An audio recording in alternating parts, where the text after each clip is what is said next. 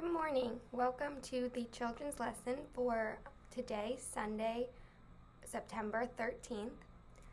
We are going to be actually starting something a little bit new today. I am going to be starting a series on the unity principles for children.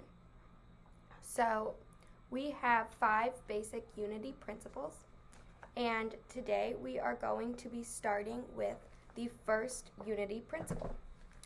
So, the first unity principle is there is only one power and one presence in the universe, God, who is good and active in everything, everywhere. So our affirmation to go along with that for today is that God is the only power in my life. God is the only power in my life. So, today we are going to read a story, a little short version of a story that comes from the Bible. This story is the story of Shadrach, Meshach, and Abednego from Daniel 3, 1 through 30. So I'm going to read the story to you from the book. The book doesn't have any pictures, so I won't show it to you. And then I will read you a little explanation of the story and how it fits into the unity principles. Okay. King Nebuchadnezzar made a golden statue and wanted his entire kingdom to worship it. If you did not, you would be thrown into the blazing furnace. A furnace is like a fire. Everyone in the kingdom worshipped the statue except Daniel's friends, Shadrach, Meshach, and Abednego. The king told them if they did not bow down and worship the statue, they would be thrown into the blazing furnace. They replied, "If our God, whom we serve, is able to deliver us from the furnace of blazing fire and out of your hand, O king, let him deliver us. But be it known, O king, we will not serve your gods, and we will not worship the golden statue that you have set up." Daniel 3:17-18. King Nebuchadnezzar was so angry that he ordered the furnace heated 7 times hotter, and then tied the 3 men up and had them thrown into the fiery furnace. As the king looked in, he saw 4 men walking around in the fire. The 4th man looked like the son of the gods. The king ordered them to come out, and he saw that not one of them had been touched by the fire. The king then blessed the God of Shadrach, Meshach, and Abednego, and ordered no one to speak against their God. So these men, they said they would not worship another God that wasn't their God, our God. And the king said he was going to throw them into the fire if they didn't. But they said, no, we will not worship another God that is not our God. So they had faith in God that he would save them if they were meant to be saved. So the king, who was really mean, threw them into the fiery furnace. But they didn't burn and they didn't get hurt because of their faith in God.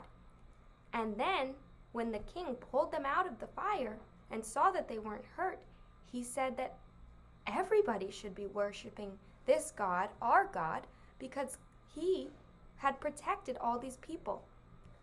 So these men showed the king that their God was so loving and so protective that it changed his mind and made him think that maybe he should be worshiping their God too. So Shadrach, Meshach, and Abednego stand for the understanding of God as love, mercy, and goodness, and the channel of all power, wisdom, and truth to manifest man. These 3 represent a test of faith. Their faith was really tested. They probably were very scared being thrown into the fire. They knew, though, that there was only one power and one presence in the world, and that God would be with them wherever they were. It probably wasn't easy for them to do this. It probably is not always going to be easy to follow God and follow the truth especially if there's somebody pressuring you to do the opposite. So sometimes we could be scared or we could lose our faith, but we need to remember this story and remember the importance of maintaining and keeping our faith strong.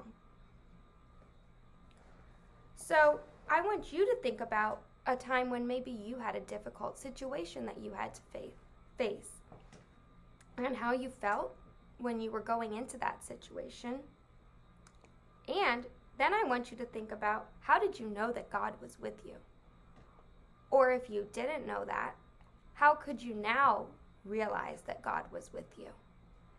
And how could you have relied on God to bring you through that test of your faith and test of your courage? Okay, so I am going to show you what the craft activity to go along with this message was today. So, all you need for this activity is a magazine or a newspaper, or even if you go on to Google and find different images and print them out at home. And then you'll need a piece of paper and a glue stick or regular glue and scissors. So you're going to go through the magazine or newspaper or wherever you want to find images and cut them out. And what you're looking for is ways that you know God is with you, or things that show God's presence in the world, in your world. So I made this example. So I cut these out because this is medicine, and I know that God has provided me with everything I need even when I'm feeling sick or I'm not well, or maybe these could be vitamins and God is protecting me in advance from getting sick. I cut out this tent because I know that God will always provide shelter for me and keep me safe. Then I cut out this picture of this man fishing in the ocean because God not only created the ocean and the fish that we have to eat and to see and see how beautiful the ocean is, but also God created the boats and gave us the ability to be able to do these things to provide for ourselves. And I also cut out this, which is a picture of a family and a dog in a beautiful scenery in nature, because God created nature and He created these beautiful experiences for us. And also He gives us a family and pets to love and to be with us at all times, which is really important, and it's a wonderful way to know how big God's love for us is. So those are the things that I put on mine. I would love to see what you guys will put on yours, and if you do complete the craft, please have your parents send me a picture on Facebook or to my email, and I will send you a treat if you complete it. Okay, so we are going to do our closing meditation. So when we meditate, we have to be sitting still, or you could lie down if you want to, if you're at home. And you just want to make sure that you're trying to be as still as you can so that you can open up your mind to listen to what God has to say to you.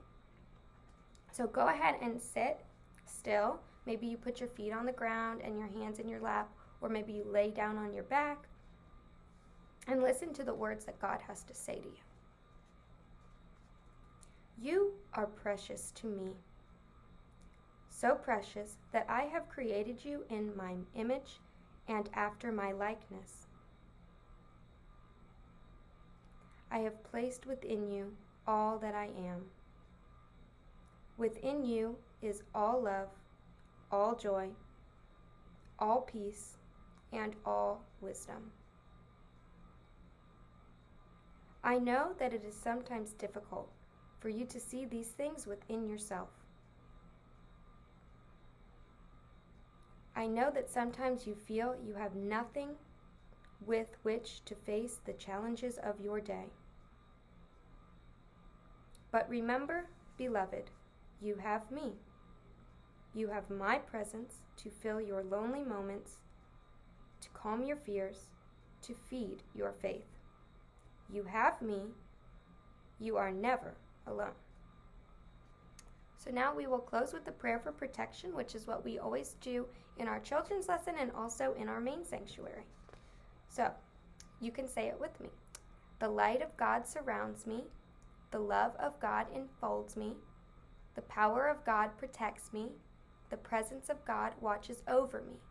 Wherever we are, God is, and all is well. Thank you so much for coming to the children's lesson for today. Next week we will be continuing with principle number 1, and it will be a different lesson on this principle. So I hope you have enjoyed this, and if you have, please comment and definitely try to do the activity and send me a picture of it.